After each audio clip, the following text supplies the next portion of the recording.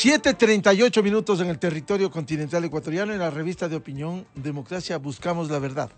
Queremos dar y saludar al doctor Hernán Pérez Luz, un reconocido jurista ecuatoriano, columnista del diario El Comercio, para hablar de la coyuntura política, esto que nos agobia, esto que nos preocupa, este suspenso que se ha llegado a hablar incluso de la posibilidad de usar esta herramienta constitucional de la muerte cruzada. Complejo, difícil ir en este camino, pero ¿qué le queda al Ecuador? El doctor Hernán Pérez Luz hablaba del asalto, este asalto al país en su columna y sostiene sobre lo que queremos desarrollar. Andan desesperados por tener un contralor general como el que tuvieron por más de una década. ¿El país puede permitir que quienes perdieron las elecciones vuelvan a reactivar o lo que nunca se rompió, como dice Hernán Pérez Luz? El pacto de mayo del 2021 no terminó en realidad y el país absorto frente a esta agenda de desestabilización, de tumbar a Guadalupe Llori en la presidencia de la Asamblea, de tumbar a la mayoría nomás, a la mayoría del Consejo de Participación Ciudadana, tumbar al Contralor, hacer estos nombramientos. Es decir, ¿hacia dónde caminamos en este aspecto político, doctor Hernán Pérez Luz? Muy buen día. Buenos días.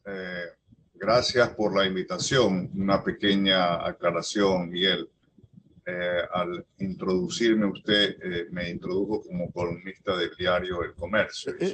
Disculpas, por favor. Diario El Universo, que lo tenemos aquí. Ya, disculpas. Bueno, no se preocupe. En todo caso, mire, lamentablemente el Ecuador está otra vez, o su clase dirigente, ensegada, totalmente llena de odios, de envidias y de una ansiedad de conspiración y de poder.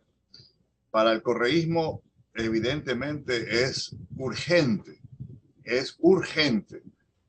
la remoción de la Corte Nacional de Justicia, la toma del Consejo de la Judicatura y especialmente la remoción de la ministra fiscal, la doctora Diana Salazar. No pueden esperar hasta el año 2025, ya serían casi 8 años desde contando los años de Moreno, en la que el Correato estaría pues huérfano de su líder. Y lo que sucedió con Lula seguramente les ha abierto los ojos de que también puede suceder en el Ecuador, de conseguirse jueces timoratos y que anulen la sentencia. Para esta gente, una bancada importante, es de trascendental importancia anular la sentencia de Correa y permitir que él regrese al Ecuador. Se libere él y toda su camarilla. Entonces, con eso en objetivo, obviamente, aquí hay que andar con mucha atención y con mucho cuidado. Todos estos movimientos que ya los vimos hace unos meses atrás, por tomarse, por ejemplo, el Consejo de la Judicatura. Usted recordará que uno de sus miembros fue prácticamente defenestrado del cargo y luego tuvo que regresar con mucho esfuerzo otra vez a posicionarse, a recuperar su cargo, con unos pretextos realmente absurdos. Y así por el estilo, aquí cada minuto, cada milímetro que se van moviendo las cosas, lo que tuvimos enfrente nuestro, esa desastrosa dirección del Consejo de Participación Ciudadana, un órgano que realmente pues ya hay un consenso nacional que debe y creo que va a desaparecer en su momento. Tomar las riendas del Consejo de Participación Ciudadana por esta gente implica obviamente tener ya muy cerca de su poder y amedrentar, porque si no lo toman el poder directamente, lo que hacen es acosar, amedrentar, amenazar y prácticamente hacer la vida imposible, no solamente a este gobierno, sino a todo el país, porque entraríamos otra vez en una crisis institucional, Miguel, que el país no puede soportar vivir en esta angustia sin un perfil y un horizonte de estabilidad mínima, ¿no? ¿Qué le queda al país? ¿Cuál es la salida? Por un lado se ha hablado de la posibilidad de agotar el diálogo, pero con una agenda de por medio, cuando el correísmo habla del lawfare, de la revisión de las sentencias condenatorias y ejecutoriadas, no resulta difícil un diálogo estéril. en donde se antepone esta agenda que tiene este sector, ahora ocupado por un sector correísta de Pachacutic y por el Partido Social Cristiano.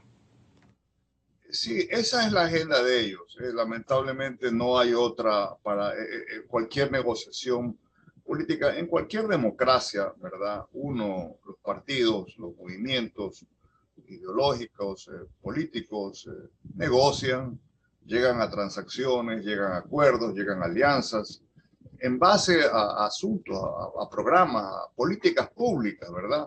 Por ejemplo, si hay hay un gobierno liberal, pues tratará de pasar leyes que promuevan la inversión privada, pero tendrá que acceder a ciertas demandas, por ejemplo, de carácter social o de carácter ecológico. Es decir, eso es lo que sucede en cualquier democracia. Pero lamentablemente en el Ecuador, en el caso de estas personas, lo único que están pensando es en qué momento se liberan, se dejan de enjuiciarlos penalmente, se deja de investigarlos, porque esa es otra.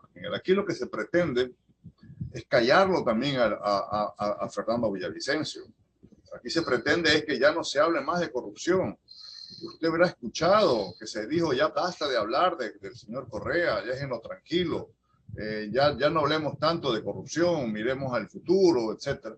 Claro que hay que mirar el futuro, pero el futuro no lo vamos a mirar a ciegas, digamos, sin ver lo que nos pasó en la década anterior. Digamos, sería una mentira y todo futuro no se puede construir sobre mentiras.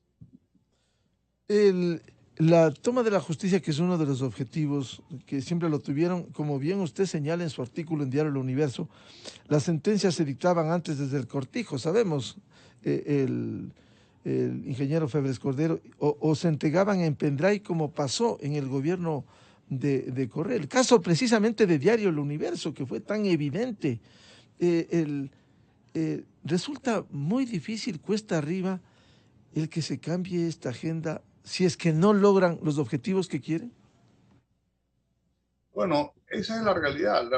El Poder Judicial en el Ecuador, lamentablemente, a pesar de que existen jueces, magistrados y funcionarios del Poder Judicial, gente honesta, trabajadora, ¿verdad? Que no tienen otra lealtad que sino ante el derecho y la ley, pero lamentablemente son una minoría que debería ser alzar la voz y denunciar a sus colegas que son básicamente gente corrupta. Pero esa es la realidad con la que vivió el Ecuador durante tanto tiempo. El Poder Judicial se convirtió lamentablemente en una extensión de la arena política. Entonces, aquí ha habido un interés permanente de controlar a los jueces, de controlar a la justicia, ya sea para perseguir al gobierno de turno o a los políticos que no son de la simpatía de quien maneja la función judicial, o para santificar y consolidar la impunidad. En esas dos variables nos hemos movido, Miguel, durante años, y es momento de terminar esta historia, es momento de que fortalezcamos la función judicial, que todo este discurso de la autonomía y de la independencia se tome en serio, porque tampoco vamos a pensar que porque son independientes los jueces van a hacer lo que les da la gana. Ese es otro error. Aquí se habla de la independencia de la función judicial con respecto a los poderes políticos y económicos, que son los más interesados en intervenir en la justicia. Ahora, aterrizando en la realidad de lo que pasa en la Asamblea Nacional, con esa agenda legislativa, quieren evaluar la conducta de la presidenta, se oponen al proyecto de ley orgánica de repetición, sin guardar las apariencias, porque si se dicen inocentes, hay el principio de inocencia, pero hay sentenciados también por corrupción. Si se dicen inocentes, ¿por qué no dejan pasar esa ley que no les afectaría si son inocentes? Porque el Procurador General del Estado, el doctor Salvador, se ha propuesto por primera vez ya tomar en serio esto del juicio de repetición. Ese es el problema, Miguel. El problema es que las diferentes sentencias que el Ecuador ha recibido de tribunales internacionales, que suman millones y millones de dólares, fueron dictadas básicamente por mal manejo del gobierno nacional, por la política absurda, demagógica, populista de Correa. Recuerdo haber leído un reportaje en un medio de comunicación de que los propios abogados defensores del Ecuador se les hacía cuesta arriba defender al país ante tribunales internacionales, cuando el propio presidente Correa hacía las cosas más difíciles, ¿verdad? Con unas actitudes y unos decretos y unas resoluciones que eran totalmente indefendibles. Muy bien, el país ahora tiene que pagar esa orgía de populismo. Y el procurador general, con buen criterio, el doctor Salvador, se ha empeñado en iniciar los juicios de repetición. Y no es coincidencia, Miguel, no es coincidencia que el doctor Salvador sea uno de los que están ahí, están en la picota para un juicio político. Y curiosamente el juicio político es tan absurdo como decirle al procurador general que porque ha perdido los juicios va a tener que irse a su casa. Mire usted la barbaridad que se cometió ayer con la superintendente de bancos. Bueno, ese es el estilo de la política en el Ecuador. Lamentablemente, el temor que tiene el correísmo es que ahora vayan a repetir contra ellos, ¿verdad? No solamente los atracos y los robos, que ya es bastante, sino además aquellos perjuicios que el Ecuador como Estado ha sufrido internacionalmente por simplemente seguir acolitar esta política populista.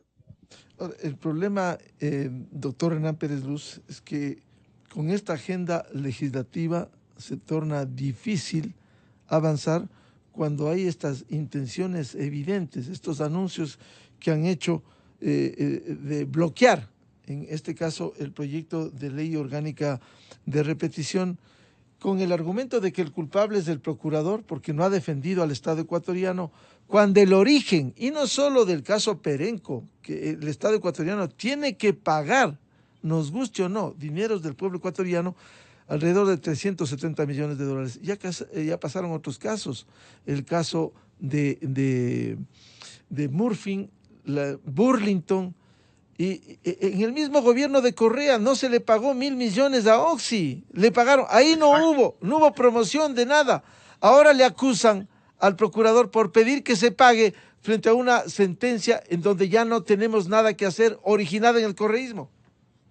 Exacto, es lo más absurdo de que el señor Correa se apuró en pagarle a la compañía occidental el laudo arbitral, ¿verdad? Tenía apuros de salir al mercado internacional a colocar bonos para endeudarnos más y entonces le recomendaron probablemente que no va a poder tener una buena acogida de esos bonos si él tenía una deuda pendiente con una compañía extranjera producto de un laudo arbitral. Ahora resulta que el doctor Salvador lo quieren enjuiciar políticamente porque dicen que no ha defendido bien, porque ha pedido simplemente que se pague lo que ya había resuelto un tribunal en última instancia. Que quieren que el Ecuador se le comiencen a embargar las propiedades en el extranjero o cuentas corrientes en los bancos, etcétera, o que quedemos pues en una situación de reo internacional. Vea, Miguel, esta es la demagogia. Esta es la demagogia que se vio ayer también en el juicio contra la superintendenta, y este anuncio contra el procurador general es igualmente absurdo, igualmente arbitrario y totalmente ilegal, digamos. ¿Cómo usted puede pedirle a un procurador que si pierde un caso, los abogados estamos constantemente, no podemos ofrecer resultados a un cliente? Eso es totalmente, inclusive inmoral y antiético, ¿no? Aparte de ilegal. El procurador ha hecho lo posible, la Procuraduría en general, por defender al Ecuador. Yo sé que ha hecho y que está haciendo lo posible, pero llega un momento que la decisión no la toman por los jueces tipo, como se diría, marionetas, sino son jueces internacionales que no tienen nada que ver con lo que está sucediendo en el Ecuador, que no responden a ninguna cuestión política, ¿no? Los que han perdido el juicio son los del correísmo, que no entienden que hay que trabajar una agenda de país y no de los intereses que tienen. ¿No me complejo una salida en estas condiciones? O Bueno, simplemente, si me permite, doctor Hernán Pérez salidas Luz, hay. ¿Cuál sería? Salidas hay, primero a nivel de la propia asamblea, ver si se llama a la reflexión, ver lograr ir consolidando bloques y ganando lealtades, porque a nadie conviene, ni a la propia asamblea le conviene embarcarse en un aventurismo de golpismo. El país ya ha tenido bastante de este tema. El presidente Lasso tiene que terminar el poder, tiene que terminar su mandato y tiene que tratar de cumplir obviamente todo su plan de gobierno. Y hay que colaborar en eso, en lo posible, en las cosas que estén obviamente equivocadas, habrá que negarse a colaborar o ayudarlo, pero en definitiva, el Ecuador sale de una crisis. Esto es una cosa que no tiene todavía una seria reflexión. El Ecuador ha vivido una crisis muy seria, Miguel, muy profunda en la parte económica, en la parte política. El país no creció como debió crecer, un país que tuvo un ingreso durante todo este tiempo de casi bordeamos los 200.000 millones de dólares. Y el promedio de crecimiento del país fue apenas del 3%.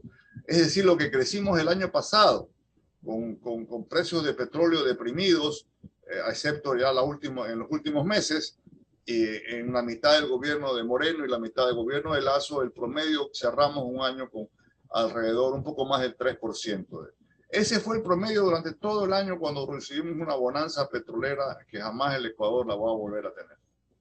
Y la conducta de los líderes, sabemos la actuación del prófugo en Bélgica que presiona porque se borren, porque se revisen sus sentencias, pero también ha habido líderes, y debo decirlo, destacados, que han tenido una buena actuación política en lo local. La alcaldía de Guayaquil, no han podido llegar a la presidencia de la República, casi está renunciado esa aspiración, pero ahora en el ocaso de la existencia, buscar impulsar, apoyar al correísmo en estas causas indignas. Bueno, es lamentable. Yo comparto su asombro, su cuestionamiento, digamos, su desorientación hasta cierto punto, Miguel, que la comparten muchos ecuatorianos, ¿verdad? No es dable, no se entiende cómo un partido que estuvo, al menos pensamos, identificado en una lucha contra el correísmo, ahora se ha vuelto pues una pieza fundamental en en todos estos intentos de golpismo por parte de una mafia, porque se convirtió el Ecuador, como bien lo dice la sentencia, en un estado, en una organización criminal, en una organización mafiosa, como lo ha dicho la sentencia que lo condenó a Correa. No es cuestión ya de mía o suya, hay una sentencia en la que condena a Correa por haber dirigido una verdadera organización criminal. Entonces, yo no entiendo, no se comprende, porque no es, este no es el caso de un gobierno, de un régimen, ¿verdad?, que tuvo algunos excesos, etcétera, de autoritarismo. No, aquí se cometieron una sistemática violación de los derechos humanos. En el Ecuador eso nunca hemos tenido. Usted puede imaginarse un presidente que se dedica a fabricar pruebas para perseguir a alguien. Si desde la presidencia de la República se fabricaban pruebas, se planificaban secuestros a políticos en el exterior, la persecución del señor Lara, del asambleísta Lara, el asesinato de un general de la República. Caramba, son cosas mayores, ¿no? No es una cuestión solamente de un desastre económico y de un asalto a las arcas fiscales como el que tuvimos, sino que también tuvimos un problema muy serio de violación de derechos humanos. Doctor Hernán Pérez Luz, ¿este asalto que quieren hacer a la República se podrá parar? Esperemos que se pare, y si las cosas se ponen muy difíciles, obviamente el presidente tiene ahí una norma en la Constitución en la cual podría invocarla, porque evidentemente lo que está buscando la oposición, esta ciega que tiene, es simplemente impedir que el gobierno avance. Es impedir a toda costa que este gobierno avance en su agenda, agenda que puede tener obviamente errores y complicaciones, no estoy diciendo que es una agenda perfecta, pero la decisión aquí es cegadamente no dar paso y comenzar esta guerra de juicios políticos, de rechazar leyes y obviamente de apoderarse, como le digo, del Consejo de Participación. La Contraloría General es clave porque no sería nada raro que estén pensando en un contralor como el que tuvieron durante más de 10 años, en que sirva ahora como puerta de salida, ¿verdad? Tapar todo lo que sucedió, revocar, dejar sin efecto algunas glosas. Usted sabe, la Asamblea tiene un récord de asambleístas que están glosados y eso pues fastidia, molesta, crea cierta incertidumbre y esperar, como le decía, hasta el 2025 no parece ser una opción. Es muy lejos, muy arriesgado. Es muy probable que el correísmo en el 2025 vuelva a perder las elecciones y las vuelva, ya vaya bajando su caudal de adhesiones. Y eso fastidia, molesta, preocupa y no deja ver las cosas con serenidad. Y ahora pues están dedicados a ver cómo se toman en la función judicial, se toman la Contraloría, se toman la Procuraduría. Acuérdense que el procurador también es un cargo importante para esta gente, porque de ahí va a venir prácticamente todos estos juicios de repetición que hemos conversado. En el país en el que se eligiera, guste o no, al presidente actual, ¿no sería bueno hacer una oposición digna, a la que tienen derecho, una oposición responsable? Pelear por temas fundamentales, por educación, salud, seguridad, nutrición infantil, presionar al gobierno para que actúe en esas cosas, la inseguridad que estamos viviendo. Pero otra cosa es una agenda personal que lo único que busca es que les borren las sentencias, que no les persigan. ¿Puede una sociedad democrática mirar impasible esto? Bueno, y creo que hay que añadir un ingrediente nuevo, Miguel, que tiene el Ecuador, lamentablemente, que es el tema del narcotráfico. El narcotráfico en el Ecuador, lamentablemente, en esta década que hemos hablado, creció, se lo dejó crecer y hasta se lo fomentó, si usted quiere, hasta cierto punto. Y ya ha penetrado en la sociedad ecuatoriana, ya ha penetrado en buena parte del propio aparato estatal y ahora hoy es un fenómeno político importante. Probablemente no tiene todavía visibles líderes o personajes al frente de ellos, pero no podemos negar que existe, está presente, tiene un espacio ganado, ¿verdad? A base de corrupción, a base de fuerza, a base de miedo. Y obviamente la política, el actual gobierno, en la cual deberían todas las fuerzas políticas del Ecuador, al menos en eso, converger y ver cómo se aborda esta agenda.